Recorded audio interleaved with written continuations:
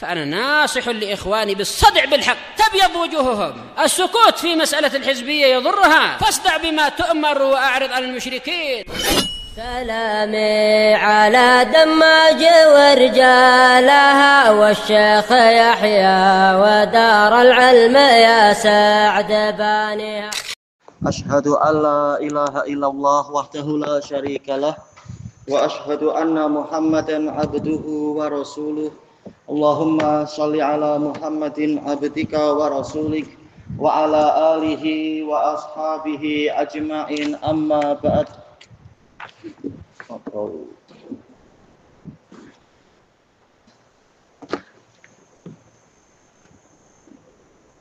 Kita lanjutkan pembahasan dari Syarah Sahih Bukhari ini. Masih di awal-awal muka surat 251.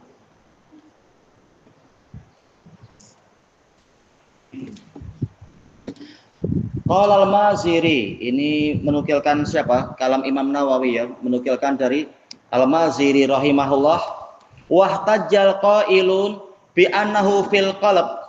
Orang-orang yang berpendapat bahwasanya akal itu di dalam jantung, mereka berdalilkan bi qaulihi ta'ala, firman Allah Ta'ala, afalam yasiru fil ardi fatakuna lahum qulubun ya'qiluna biha. Maka apakah mereka tidak berjalan di bumi, kemudian mereka memiliki jantung-jantung yang dengan itu mereka berakal, mereka memikirkan, menunjukkan pikiran ada di dalam jantung, akal ada dalam jantung. Walaupun tetap keterkaitan dengan kepala itu ada, dan Allah lebih tahu, boleh jadi memang sebagian bank data lah atau apa-apa diletakkan di situ dan sebagainya. Allah lebih tahu. Wa qaulihi ta'ala inna fi dzalika la dzikra liman kana lahu qalb. Sesungguhnya di dalam peristiwa itu benar-benar ada peringatan untuk orang yang memiliki jantung. Peringatan ini difahami oleh orang-orang yang berakal, dikaitkan dengan orang punya jantung, berarti memang akal ada dalam jantung. Wa bihadzal hadis, dan juga berdalilkan dengan hadis ini. Hadis Nu'man bin Bashir muttafaqun alaih. Fa innahu sallallahu alaihi wasallam ja'ala salahal jasad. Karena Nabi sallallahu alaihi wasallam menjadikan baiknya jasad wa fasadah dan rusaknya jasad tabi'an lil qalb, mengikuti jantung. Ma'a anna dimagha min jumlatil jasad. Padahal otak juga termasuk dari kumpulan jasad, yaitu jasad ketika disebutkan maka di dalamnya ada otak. Fayakunu salahuhu wa fasaduhu tabi'an lil qalb. Maka jadilah kebaikan dan kerusakan otak itu mengikuti jantung. Fa'ulima annahu laisa mahillan lil aql. Maka diketahuilah bahwasanya otak bukan tempat akal. Iya, tempat akal adalah di jantung.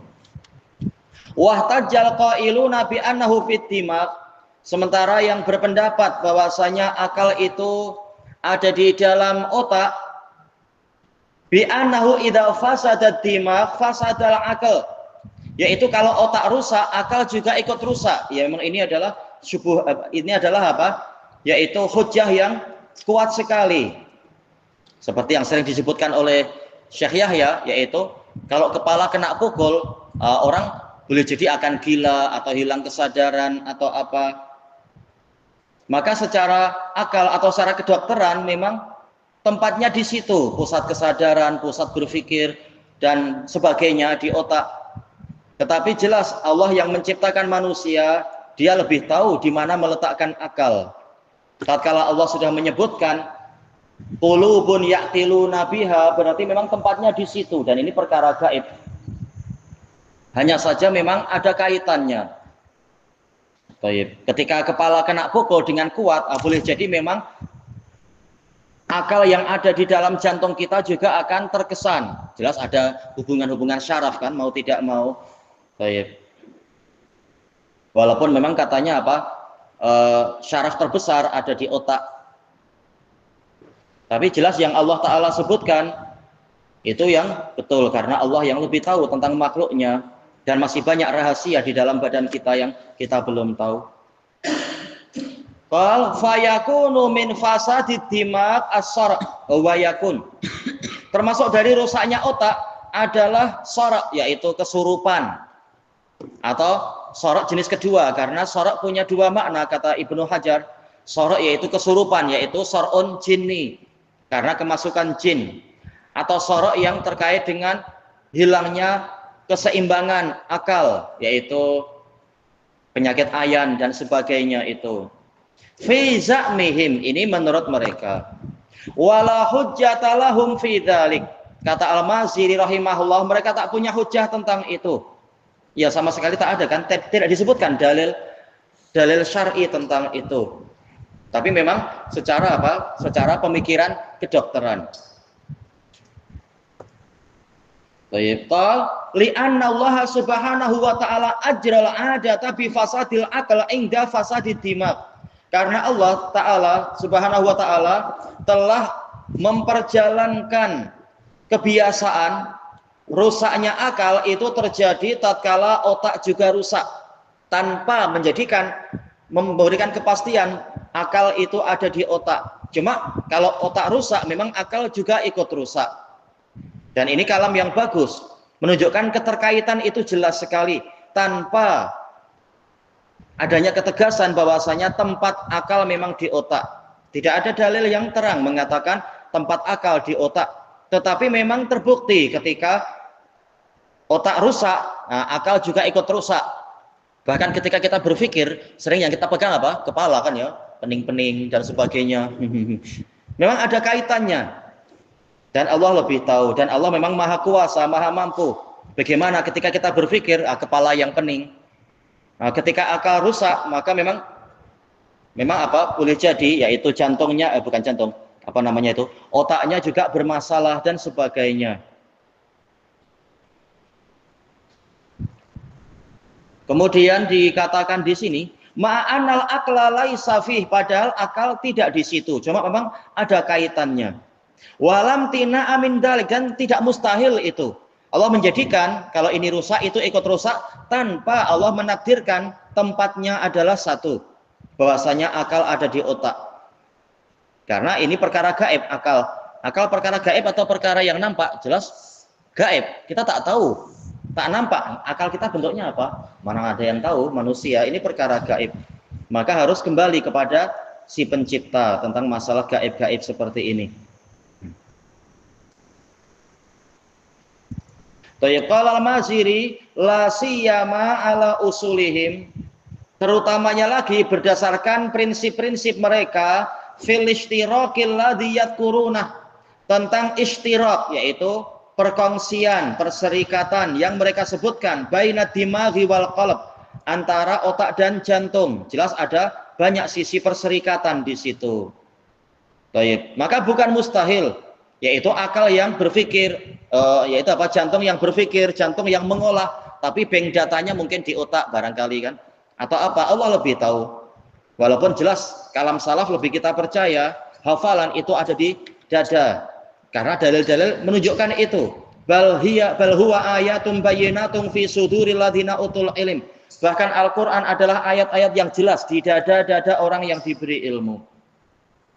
Bukan mustahil, hafalan sebenarnya memang di jantung.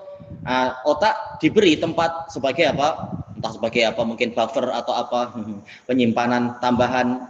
Allah lebih tahu. Ini banyak perkara gaib yang kita belum tahu. Wa hum yaj'aluna baina ra'sil mi'dah wa dimag ishtirakan. Mereka para atibak, para dokter menjadikan ada perserikatan antara penghujung dari mi'dah. Mi'dah di sini dipanggil perut ya, mi'dah. Kalau orang Indonesia bilang lambung. Dengan otak itu ada perserikatan. Ya kalau perut terlalu lapar pun untuk berpikir pun kita malas, misalkan kan. Wallahu a'lam. Selesai dari Syarah Nawawi. Wa sayati mazidu bayani dzalik, dan akan datang tambahan penjelasan tentang masalah ini fi maudhi'in akhar, di tempat yang lain insyaallah taala wa bihi siqah. Fal khulasah, kesimpulannya, anna hadzal hadis azim, bahwasanya hadis ini agung. Wa huwa min jawami'il kalim. Hadis ini termasuk kalam Nabi yang mengumpulkan sekian banyak hikmah. Wa huwa aslun fis sabati 'alal haq. Dan hadis ini menjadi dasar tentang kekokohan di atas kebenaran. Wa mulazamatil halal, setia konsisten untuk mencari yang halal saja. Wa mujanabatil haram, menjauhi yang haram. Ma'al wara', sambil berhati-hati. Wal ihtiras, berjaga-jaga. Minal umuril multabisah, dari perkara yang samar-samar. Hifadhan ala salamatid, demi menjaga keselamatan agama. Wa nazahatil ird, dan bersihnya kehormatan. Ma'amura'ati islahil qalb, sambil memperhatikan, merawat perbaikan jantung. Li'anna bihi salaha sairil jasad, karena dengan baiknya jantung maka seluruh jasad juga menjadi baik. Wa hadza sya'an mujma'un alaih, perkara ini telah disepakati. Qala al-Imam an-Nawawi rahimahullah, ajma'al ulama'u ala izami waqa'i hadzal hadis. Para ulama telah bersepakat tentang agungnya kedudukan hadis ini. Waqa' yaitu mauqi', kedudukan hadis ini. Wa kasrati fawaidih, dan banyaknya faedahnya. Ya, berapa muka surat yang telah kita lewati. Ini pun menapis dari sejumlah faedah. Wa annahu ahadul ahadisil lati 'alaiha madarul Islam. Dan semua sepakat bahwasanya hadis Nu'man bin Bashir ini adalah salah satu dari hadis-hadis yang mana poros peredaran Islam ada padanya. Qala jamaah, sekumpulan ulama berkata, huwa sulusul Islam. Hadis apa ini? Al-halal bayin dan seterusnya, ini sepertiga Islam. Wa anal Islam yaduru alaih, dan Islam itu beredar di sekelilingnya, mengitari dia. Wa ala hadis al-a'malu bin niyat. Ya, ini amalan hati, amalan jantung. Wa hadis min husni islamil mar'i tarkuhu ma la ya'ni. Termasuk dari bagusnya Islam seseorang adalah meninggalkan apa yang tidak penting untuk dia. Takhrijnya ada di catatan kaki situ. Wa qala Abu Dawud. Sebentar, ini diriwayatkan oleh Ibnu Majah Al-Hakim. Bukan, Bang. Al-Bukhari dan Muslim. Wa qala Abu Dawud As-Sakhtiyani. Ini Imam Nawawi menukilkan, walaupun jarang ya kita dengar ini ya, Abu Dawud As-Sakhtiyani. Yaduru ala arba'ati ahadits.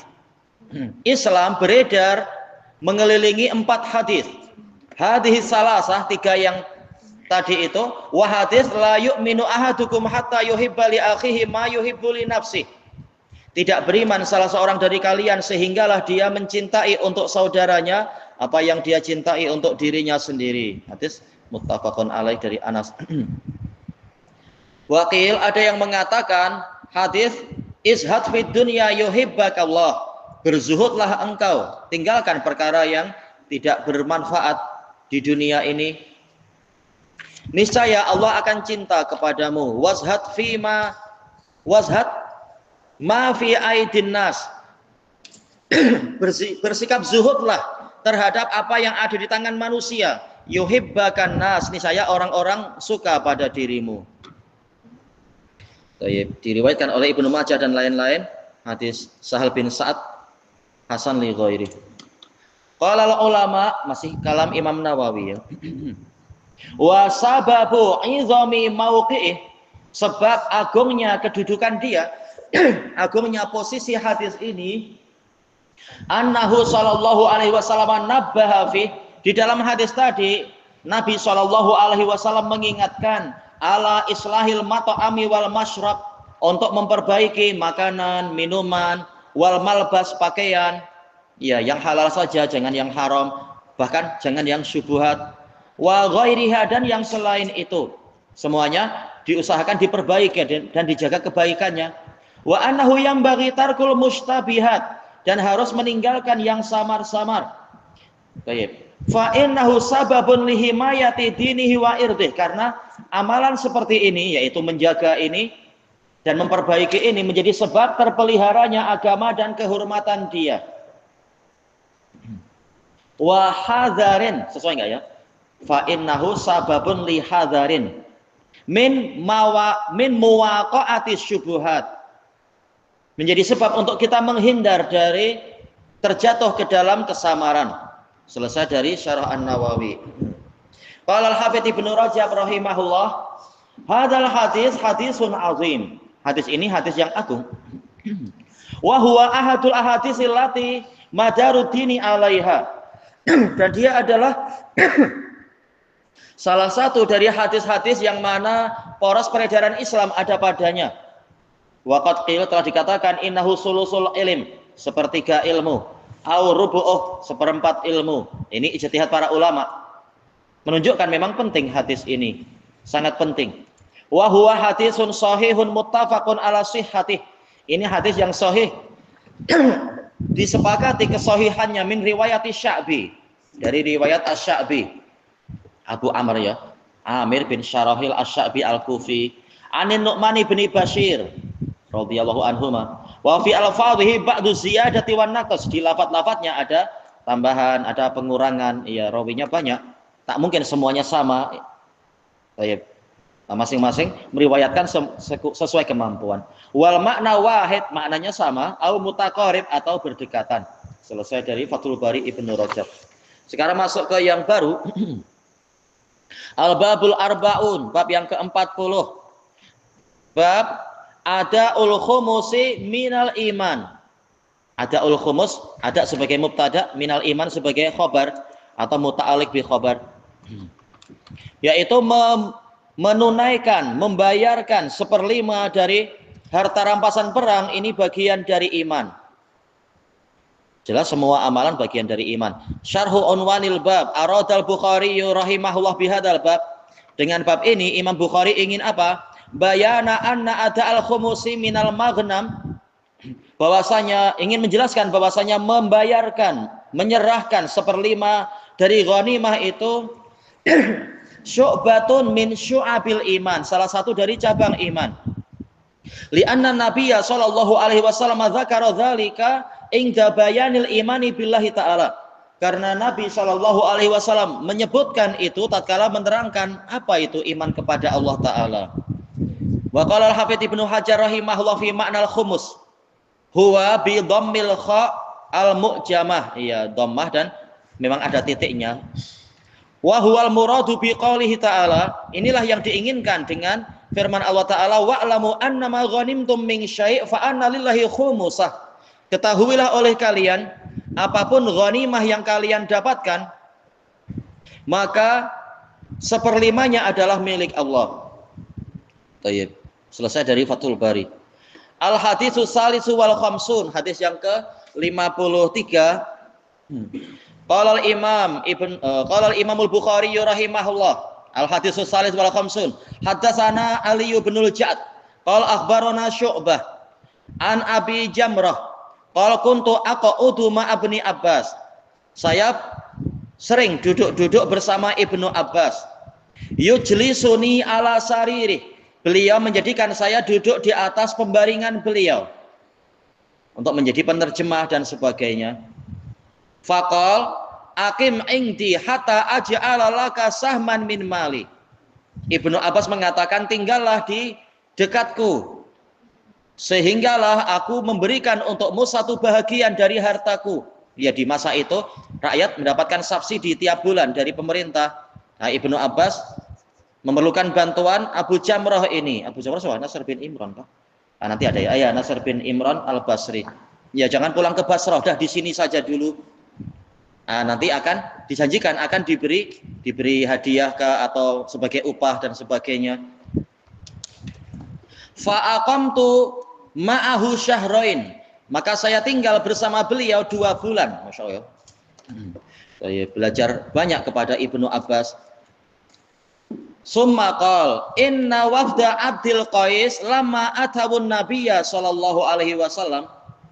Sesungguhnya perutusan atau delegasi Abdul Qais yang dari Bahrain itu, tatkala mereka mendatangi Nabi sallallahu alaihi wasallam, qal manil qaum, Nabi bertanya, siapa rombongan ini? Ini kelembutan ya, bukan man antum tapi manil qaum. Au manil wafat, ya, siapa delegasi ini? Qalu Rabi'ah, kami dari kabilah Rabi'ah. Qal marhaban bil qaum, selamat datang bagi kaum itu. Ini kelembutan ya. Harusnya kan marhaban bikum, tapi lebih lembutnya seakan-akan Nabi tidak langsung menunjuk ke mereka. Selamat datang bagi kaum itu, au bil wafat, delegasi rombongan itu, ghaira khazaya, tanpa dihinakan, wala nadama, tanpa ada penyesalan. Faqalu ya Rasulullah, maka mereka berkata, wahai Rasulullah, inna la nastati'u an na'tiyak, sesungguhnya kami tidak mampu untuk mendatangi Anda illa fi syahril haram, kecuali di bulan suci. Ya, belajar semampunya. Mampu belajar sebulan, alhamdulillah. Kurang dari itu, alhamdulillah. Lebih, alhamdulillah. Yang penting berusaha untuk belajar dan banyak mengadakan rihlah, mengunjungi para ulama ahlu sunnah wa jamaah, menimba ilmu. Wa bainana wa bainaka hadzal hayyu min kufari Mudhar. Antara kami dengan Anda ada desa itu dari orang-orang kafir Mudhar. Antara Bahrain dengan Madinah masih banyak wilayah-wilayah yang masih musyrikun. Mudhar ini pendahulu apa? Quraisy. Famurna bi amrin fasl, maka perintahkan kepada kami perintah yang jelas, fasl yang jelas. Baik. Nukhbiru bihi mawara'ana, untuk kami kabarkan kepada orang yang di belakang kami. Bukan sekedar global, tapi perincian, yang halal apa, yang haram apa. Wa nadkhulu bihil jannah, dan dengan itu kami masuk surga. Ya, karena perjalanan susah di masa itu ya, Masya Allah. Di masa itu sudah ada WhatsApp belum ya? Belum ada ya, Telegram pun belum, telepon pun belum. Jelas perjalanan susah. Bahkan ada yang sampai 6 bulan baru sampai ke Imam Malik, perjalanan dari Andalus untuk menanyakan beberapa pertanyaan. 6 bulan, jauh sekali. Bolak-balik sudah setahun. Wa sa'aluhu anil asyribah, mereka bertanya kepada Nabi tentang minuman-minuman. Fa amarahum bi arba'in wa nahahum an arba'. Maka Nabi memerintahkan mereka untuk melakukan 4 perkara dan melarang mereka dari 4 perkara. Amarahum bil imani billahi wahdah. Nabi memerintahkan pada mereka untuk beriman kepada Allah semata. Jelas ini yang paling tinggi, paling agung. Qal atadruna mal imanu billahi wahdah. Tahukah kalian apa itu iman kepada Allah semata? Qalu Allahu wa rasuluhu a'lam. Allah dan Rasulnya lebih tahu. Qal syahadatu alla ilaha illallah wa anna Muhammadar Rasulullah. Persaksian bahwasanya tiada sesembahan yang benar kecuali Allah dan bahwasanya Muhammad adalah utusan Allah. Jadi yang tidak bersyahadat kafir. Tidak seperti ucapan sebagian orang, oh mereka masih mukmin saudara kita, cuma iman dari sisi lain katanya. Sisi apa? Iman ya hanya dalam Islam. Baik. Wa iqamus shalah, menegakkan salat. Yang tidak salat berarti kafir dia. Wa itauz zakah, menunaikan zakat. Yang tidak menunaikan zakat diperangi oleh pemerintah. Wa siyamu Ramadan, puasa di bulan Ramadan. Kalau tidak puasa ini dosa besar, sangat mengurangi iman. Wa antu'tu minal maghnamil khumus, dan kalian menyerahkan khumus, 1/5 dari ghanimah. Kenapa tahu-tahu bicara itu? Mereka rajin berperang, perang melawan orang-orang kafir. Walaupun mereka belum pernah jumpa Nabi, tapi mereka sudah masuk Islam di Bahrain dan mereka rajin berjihad. Nah, maka Nabi ingatkan ada suatu kewajiban di dalam ghanimah itu. Ada 1/5-nya. Wa nahahum an arba'. Nabi melarang mereka dari 4 perkara. Anil hantam. Ini nanti akan dijelaskan satu persatunya. Wa dubba wan naqir wal muzaffat. Ini semuanya adalah alat-alat yang dipakai untuk apa? Melakukan fermentasi minuman atau menyimpan minuman. Cuma alat-alat ini cepat sekali membuat minuman jadi berubah jadi khamar. Wa rubbama qal al-muqayyar, naqir muqayyar. Wa qal ihfazuhun, hafalkan ini. Ini dimasukkan kalau tak salah oleh Khatib Al-Baghdadi di dalam kitab Hifdzul Ulum kalau tak salah dulu. Menunjukkan pentingnya menghafal Quran, menghafal hadis semampunya. Wa akhbiru bihinna man wara'akum, kabarkan ini kepada orang-orang yang di belakang kalian. Rijalus sanad, Ali ibnu Ja'ad huwa Abul Hasan. Ingat kaidahnya ya, mirip kaidah ya. Yang di dalam Kutubus Sittah yang namanya Ali itu kunyahnya Abul Hasan. Sudah kita lewati beberapa kali ya. Ini contohnya Ali ibnu Ja'ad Abul Hasan ibni Ubaid al-Jauhari al-Baghdadi siqatun sabat. Wa Syu'bah, nah ini terulang-ulang Abu Bistam Syu'bah ibnul Hajjaj al-Azdi al-Wasiti al-Basri Amirul Mukminin fil hadis. Kama marra bina fi syarhil hadisil ashir, sebagaimana yang telah kita lewati dalam syarah hadis ke-10. Wa Abu Jamrah Nasr ibnu Imran ibni Isam Waqil ibni Asim, tak masalah. Ad-Dubai al-Basri ajma'u ala annahu siqah. Iya, semua sepakat beliau ini siqah. Baik, min kibarit tabi'in. Wa Ibnu Abbas, ini jelas sudah terkenal huwa. Oh, kenapa huwanya dua ya? Satu aja lah. Abul Abbas, Abdullah ibnu Abbas ibni Abdul Muttalib al-Qurashi al-Hashimi al-Makki as-Sahabi al-Bahar lautan habrul ummah, tintanya umat ini, yaitu apa? Ulamanya umat ini, faqihul asr, faqih di zaman itu, imamut tafsir, pemimpin ahli tafsir, ibnu ammi Rasulullah sallallahu alaihi wasallam, putra dari pakcik Rasulullah sallallahu alaihi wasallam, sahiban nabiyya sallallahu alaihi wasallam nahwan min salasina syahra, menyertai Nabi sallallahu alaihi wasallam kurang lebih 30 bulan. Berarti hampir berapa ya? Hampir 3 tahun ya. Masya Allah. Tapi jadi lautan ilmu. Ya, kembalinya pada berkah, kemudian pada kesungguhan dan keikhlasan. Intaqala ma'a abawaihi ilal Madinah, berpindah bersama ayah dan ibunya pada yaitu sanatal fath, tahun Fathu Mekah. Tahun Fathu Mekah tahun berapa? Fathu Mekah? Iya, tahun 8. Wa qad aslama qabla dzalik, beliau sudah masuk Islam sebelum itu. Wa qad da'alahu Rasulullah sallallahu alaihi wasallam liyufaqihahu fiddin. Rasulullah sallallahu alaihi wasallam mendoakan untuknya agar Allah menjadikan dia itu faqih dalam agama ini. Tuwfi Rasulullah sallallahu alaihi wasallam wa ibni Abbasin salasa asyrata sanah. Rasulullah wafat dalam keadaan Ibnu Abbas usianya baru 13 tahun. Ya, belum balik ya. Tapi sudah membawa ilmu banyak sekali. Ghaza Ibnu Abbas Ifriqiyah. Ibnu Abbas perang di Afrika. Jadi walaupun belum balik, muda, tapi sudah diajari bagus-bagus oleh Nabi. Ya, waktunya jihad, berjihad. Jihad yang baik ya, bukan jihadnya Khawarij. Ma'abni Abi Sarah Al-Qurashi. Baik. Tuwufi radhiyallahu anhu sanata samanin au sab'in wa sittin, 67 atau 68 Hijriah di Taif, masyaallah di Taif. Kama marra bina tahtal kalami ala asarih, sebagaimana yang kita lewati tatkala membicarakan asar Ibnu Abbas fi al-babil awal, bab pertama. Fal hadis sahihun bila syak. Catatan tahridnya, kelanjutannya ada di catatan kaki situ. Baik, adapun syarahnya kita bahas besok insyaallah, wallahu a'lam.